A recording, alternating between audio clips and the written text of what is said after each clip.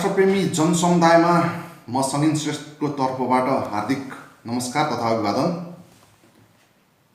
आज हाम्रो देशमा चरम वैदेशिक हस्तक्षेप र अतिक्रमण व्याप्त रहेको कुरा सर्वविदितै छ। हाम्रो देशमा भौगोलिक हस्तक्षेप र अतिक्रमण मात्रै होइन, धार्मिक, सांस्कृतिक, राजनीतिक अतिक्रमण पनि निकै डरलाग्दो तरिकाले भइरहेको छ, जुन वर्षौं पहिलेदेखि निरन्तर चल्दै आइरहेको छ। नेपालमा क्रान्ति र परिवर्तनका नाममा विभिन्न कालखण्डमा विभिन्न आन्दोलनहरू भए। व्यवस्था परिवर्तनको नाममा गरिएका ती विभिन्न आन्दोलनहरूले जनताको रगत र बलिदानीमा टेकेर व्यवस्था परिवर्तन त गरे, तर अवस्था परिवर्तन कहिले गरेन। बरु विभिन्न बहानामा हाम्रो मौलिक धर्म संस्कृतिमाथि हमला गरेर त्यसलाई सिद्ध्याउने षड्यन्त्र गरियो। हाम्रो वीरता र गौरवको गाथा बोकेको इतिहासलाई कलङ्कको कालो धब्बा लगाएर मेटाउने षड्यन्त्र रचियो। क्रान्ति भनेको के हो? क्रान्तिकारी कसलाई भन्ने? के परिवर्तनको नाममा विदेशीको नक्कल गर्दै उनीहरूको इसारामा आफ्नो धर्म, संस्कृति, परम्परा, रीतिरिवाज मेटाउनुलाई क्रान्ति भनिन्छ? के जातीय वा धार्मिक उत्थान गर्न भन्दै अधिकारको नाममा जातीय वा साम्प्रदायिक सद्भाव बिथोलेर हिंसा भड्काउनुलाई क्रान्ति भनिन्छ? के एकीकरण जस्तो महान अभियानलाई पुर्खाको हत्याको संज्ञा दिएर साम्राज्यवादी र विस्तारवादी शक्तिहरूले समेत आफ्नो अधीनमा पार्न नसकेको गौरव अनि वीरताको गाथा बोकेको इतिहासलाई कलङ्कित बनाई नेपाललाई फेरि 2200-2400 माझ किराँत, पल्लो किराँत भने जस्तै तमुवान, खम्बुवान, लिम्बुवान, नेवा, मगरात, थारूहट, मधेसी आदि विभिन्न नाममा टुक्रा टुक्रा पार्न खोज्नुलाई नै क्रान्ति भनिन्छ? के पौराणिक र ऐतिहासिक महत्त्व बोकेको मठ मन्दिर, पार्टी पौवा र गुम्बाहरू भत्काई त्यहाँ चर्च र मस्जिद बनाउनुलाई नै समानुपातिक र समावेशी भन्न मिल्छ? देश र जनताले खोजेको क्रान्ति यही हो। अनि हाम्रो मौलिक धर्म, संस्कृति, पहिचान र अस्तित्व मेटाउन खोज्ने, अधिकारको नाममा धार्मिक र साम्प्रदायिक सद्भाव बिथोली हिंसा भड्काउने, वीरताको गाथा बोकेको हाम्रो इतिहासलाई मेटाउन खोज्ने, राष्ट्रिय स्वाधीनता, अखण्डता र सार्वभौमसत्ताको रक्षाको लागि आवाज उठाउनेलाई जेलमा कोचेर देश टुक्राउन खोज्ने विखण्डनकारीहरूले ससम्मान स्वतन्त्र मनलाग्दी गर्न छाडिदिनेहरूलाई नै क्रान्तिकारी भनिन्छ।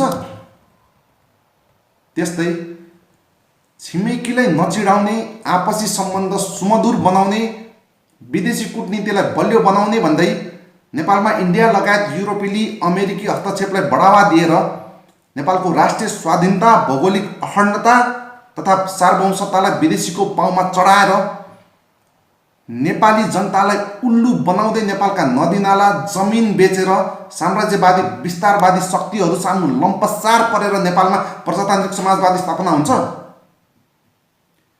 के नेपालको नदीनाला इन्डियालाई बेच्नु नै प्रजातान्त्रिक समाजवाद हो? के नेपालको जमिनमा इन्डियन सेनालाई परेड खेल्न दिनु नै प्रजातान्त्रिक समाजवाद हो? के नेपालको राष्ट्रिय स्वाधीनता, भौगोलिक अखण्डता, सार्वभौमसत्ता, साम्राज्यवादी, विस्तारवादीहरूको पाउमा चढाउनु नै प्रजातान्त्रिक समाजवाद हो? भौगोलिक रूपमा भएको अतिक्रमणलाई त विभिन्न दस्तावेज, नक्सा र प्रमाणहरूको आधारमा समाधान गर्न सकिन्छ, तर धार्मिक, जातीय र साम्प्रदायिक सद्भाव बिथोल्ने गरी हुने र भइरहेका सांस्कृतिक अतिक्रमण भनेको त्यस्तो डरलाग्दो अतिक्रमण हो जसले हाम्रो देशलाई भित्रैबाट झर्यामझुरुम सिसा फुटाए चाहिँ टुक्रा टुक्रा पारेर हाम्रो धर्म, संस्कृति र सभ्यतालाई नै तहस नहस पारिदिन्छ र नेपालको अस्तित्व र पहिचानलाई नै सदाको लागि मेटाइदिन्छ। वर्षौंदेखि नेपालमाथि भइरहेको यस्ता खाले विभिन्न अतिक्रमणको बारेमा सत्ताधारी नेकपा, प्रतिपक्षी काङ्ग्रेस, राष्ट्रिय प्रजातन्त्र पार्टी, जनता समाजवादी पार्टी लगायतका विभिन्न राजनीतिक दलहरूलाई जानकारी र महसुस नभएको त पक्कै होइन। तर सत्ता बाहिर रहँदा विदेशी हस्तक्षेप, अतिक्रमण जस्ता राष्ट्रियताका मुद्दालाई चर्को रूपमा उठाउने तिनीहरू जब सत्तामा पुग्छन्, राष्ट्रियताका ती सम्पूर्ण मुद्दा र आफ्ना भाषणहरू सर्लक्कै बिर्सिन्छन् नै। बरु उल्टै आफै विदेशीको कठपुतली, दलाल र दास बनेर राष्ट्रिय स्वाधीनता, भौगोलिक अखण्डता र सार्वभौमसत्तालाई नै दाउमा राखेर एकपछि अर्को गर्दै राष्ट्रघाती कदमहरू चाल्ने गर्छन्। आज विश्वमा नेपाल नाम गरेको देशको छुट्टै अस्तित्व त छ, तर बिस्तारै बिस्तारै नेपालको धर्म, संस्कृति, इतिहास र पहिचान मेटाइँदैछ। कम्युनिस्ट र काङ्ग्रेस लगायतका सत्ताधारी र सत्ताको स्वाद लिइसकेका निकम्मा नालायक राष्ट्रघातीहरूले मेटाइरहेका छन्। यिनीहरूबाट अब नेपाल र नेपाली जनताको हित चिताउनु भनेको गधालाई धोएर गाई बनाउन खोज्नु जस्तै मूर्खता बाहेक अरू केही होइन। आखिर किन कपुतन्त्रे अर्थात् कम्युनिस्ट पुँजीवादी राजनीतिक दलहरू सत्ता बाहिर रहँदा राष्ट्रियताको नारा लगाउने तर सत्तामा पुगेपछि आफै राष्ट्रघाती कामहरू गर्ने गर्छन्? किन नेपाललाई विदेशीको प्रयोगशाला बनाउँछन्? किन नेपालको राष्ट्रिय स्वाधीनता, भौगोलिक अखण्डता र सार्वभौमसत्तालाई विदेशीको पाउमा चढाउँछन्? हामीले बुझ्नुपर्ने मुख्य कुरा यही हो। कम्युनिस्टले बोकेको साम्यवादको सिद्धान्त र काङ्ग्रेसले बोकेको प्रजातान्त्रिक समाजवाद वा पुँजीवादको सिद्धान्त भनेको यिनीहरू आफैले अनुसन्धान गरेर वा प्रतिपादन गरेर ल्याएको सिद्धान्त होइन। यी सिद्धान्तहरू विदेशबाट आयातित सिद्धान्त हुन्, जसलाई युरोपेली तथा अमेरिकी देशहरूले शताब्दीयों पहिले आफ्नो देश अनुकूल हुने गरी बनाएका थिए, जुन सिद्धान्त तिनै देशहरूमा समेत काम नलाग्ने भइसकेको छ। शताब्दीयों पहिले युरोपेली अमेरिकी देशहरूले आफ्नो समाज र परिवेश अनुसार प्रतिपादन गरेको सिद्धान्तलाई अहिले नेपालमा जबरजस्ती लाद्न खोज्नु भनेको तिर्खाएको व्यक्तिलाई रक्सी पिउन दिनु जस्तै हो, जुन औचित्यहीन र उपयोगहीन हुन्छ। कम्युनिस्ट र काङ्ग्रेस बाहेक अन्य राजनीतिक दलहरूले आफ्नै राजनीतिक नारा र एजेन्डा बोकेको भए तापनि यी सबैको मूल सिद्धान्त यिनै साम्यवाद वा प्रजातान्त्रिक समाजवाद वा पुँजीवादकै वरिपरि घुमिरहेको पाइन्छ। त्योभन्दा फरक केही पनि छैन। त्यसैले हाम्रो धर्म, संस्कृति, सभ्यता र पहिचानको जगेर्ना, हाम्रो राष्ट्रिय स्वाधीनता, भौगोलिक अखण्डता र सार्वभौमसत्ताको रक्षा साम्यवाद, प्रजातान्त्रिक समाजवाद वा पुँजीवादको सिद्धान्त बोकेको साम्राज्यवाद विस्तारवादका दलाल राजनीतिक दलहरूबाट कहिले पनि हुन सक्दैन।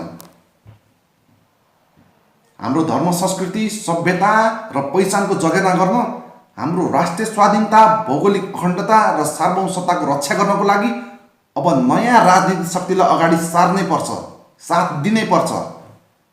र त्यो एक मात्र नयाँ राजनीतिक शक्ति भनेको उत्पत्ति र केन्द्र नेपालमै भएको राजनीतिक पार्टी, मौलिक जरोकिलो पार्टी नै हो, जसले नेपालको भूगोल, परिवेश, मौलिक संस्कृति र सभ्यताको गहन अध्ययन र अनुसन्धान गरेर नेपाल र नेपालीको लागि आफ्नै सिद्धान्तको प्रतिपादन गरेको छ। त्यो हो राज्य राष्ट्र सिद्धान्त, जसलाई हाम्रा आदरणीय गुरुहरू युगद्रष्टा निर्मल मणि अधिकारी र डाक्टर गोविन्द शरण उपाध्यायले प्रतिपादन गर्नुभएको हो। अब प्रश्न गर्नुहोला, राज्य राष्ट्र सिद्धान्त के हो भनेर। राज्य राष्ट्र सिद्धान्तको बारेमा छोटकरीमा भन्नुपर्दा, राज्य राष्ट्र सिद्धान्तले स्वतन्त्र, स्वाधीन, सार्वभौमसत्ता सम्पन्न देशको भू राजनीतिक वैधानिक अस्तित्वलाई राष्ट्र एवं राष्ट्रियताको परिभाषाका लागि प्राथमिक तत्त्व मान्छ।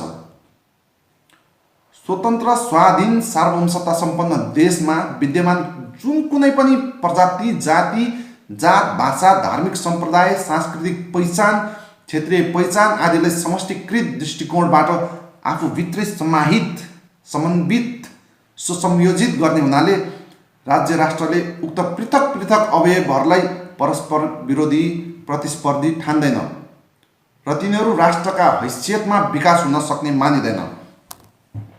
तसर्थ राज्य राष्ट्रमा राष्ट्रियताहरूको सङ्घर्षका निमित्त कुनै स्थान हुँदैन। नेपाल र नेपाल जस्तै जातीय, भाषिक, साम्प्रदायिक आदि विविधतायुक्त देशका लागि आफ्नो स्वतन्त्र, स्वाधीन, सार्वभौमसत्ता सम्पन्न राज्यको हैसियतलाई सदैव सुदृढ बनाउने सिद्धान्त राज्य राष्ट्र सिद्धान्त हो। राज्य राष्ट्र, द्विराष्ट्रिय राज्य एवं बहुराष्ट्रिय राज्य भन्ने मान्यताहरूको मूलमा जुन सिद्धान्त रहेको छ त्यो युरोप केन्द्रित सिद्धान्त हो। राज्य राष्ट्र सिद्धान्त चाहिँ नेपाल केन्द्रित हो। हाम्रोभन्दा पृथक परिवेशमा उद्भव भएको युरोप केन्द्रित प्रतिमान र हाम्रो मौलिक रैथाने नेपाल केन्द्रित प्रतिमान बीचको टकराव आजको ज्वलन्त यथार्थ हो। म यस कारण भन्दिनँ कि कपुतन्त्र अर्थात् कम्युनिस्ट र पुँजीवादी तन्त्रले राष्ट्र र जनताप्रति गद्दार गर्दै पटक पटक राष्ट्रघात गरेकै कारण मौलिक जरोकिलो पार्टीलाई नै साथ दिउँ। किनकि यदि नयाँ राजनीतिक पार्टीको पनि सिद्धान्त नै गलत छ, आयातित छ, आफ्नै सिद्धान्त नभए विदेशी सिद्धान्तको अङ्गीकार गरेको छ भने भोलि त्यो पार्टी पनि राष्ट्र र जनताप्रति गद्दार नहोला भन्न सकिन्न, राष्ट्रघाती कुकार्य नगर्ला भन्न सकिन्न। तर म यस कारणले मौलिक जरोकिलो पार्टीलाई साथ दिन आह्वान गर्दैछु, किनकि यस पार्टीले विदेशी आयातित सिद्धान्त होइन, हाम्रै नेपालको मौलिक धर्म, संस्कृति, रीतिथिति, भूगोल र रहनसहनलाई मिल्ने गरी नेपालको माटो सुहाउँदो आफ्नै राज्य राष्ट्र सिद्धान्तको प्रतिपादन गरेको छ। राज्य राष्ट्र सिद्धान्तको बारेमा मैले केही कुरा बताइसकेको छु भने यसको बारेमा विस्तृत रूपमा थाहा पाउनको लागि तपाईहरूले राज्य राष्ट्र सिद्धान्तको पुस्तक अध्ययन गर्नै पर्ने हुन्छ।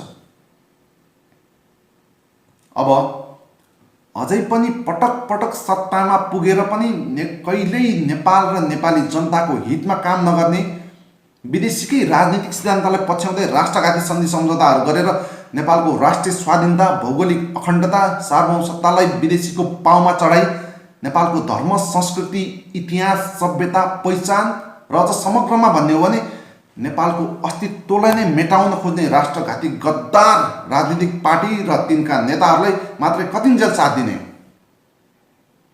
कतिन्जेल हाम्रो पार्टी भन्दै, पुरानो पार्टी भन्दै तिनकै भोटको मेसिन बन्ने, तिनकै पेवा बन्ने, तिनकै दास जस्तो बन्ने। कपुतन्त्रीहरूको राष्ट्रघाती कार्य, काला करतुत र नाङ्गा नाच हेर्दा हेर्दै, भोग्दा भोग्दै पनि अझै पनि उनीहरूलाई नै साथ दिनु भनेको, चुनावमा उनीहरूलाई नै चुन्नु अर्थात् भोट हाल्नु भनेको ती राष्ट्रघाती नेताहरूभन्दा पनि महाराष्ट्रघाती र गद्दार बन्नु हो, आफ्नै देशप्रति घात गर्नु हो, मातृभूमिलाई लात हान्नु हो। त्यसैले बेलैमा सोचौँ, आफ्नो चेत खोलौँ। यदि अब नेपाललाई साँच्चै नै स्वाधीन, अखण्ड र सार्वभौमसत्ता सम्पन्न बनाउनु छ भने कपुतन्त्रलाई लत्याउनै पर्छ, हत्याउनै पर्छ। किनकि कपुतन्त्रको समूल अन्त्य बिना नेपालको समुन्नत हुनै सक्दैन, समृद्ध हुनै सक्दैन।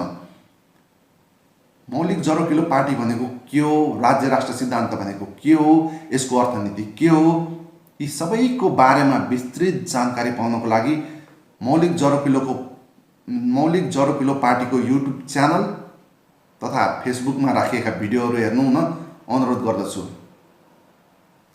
जय मातृभूमि, जय देश, जय जरोकिलो।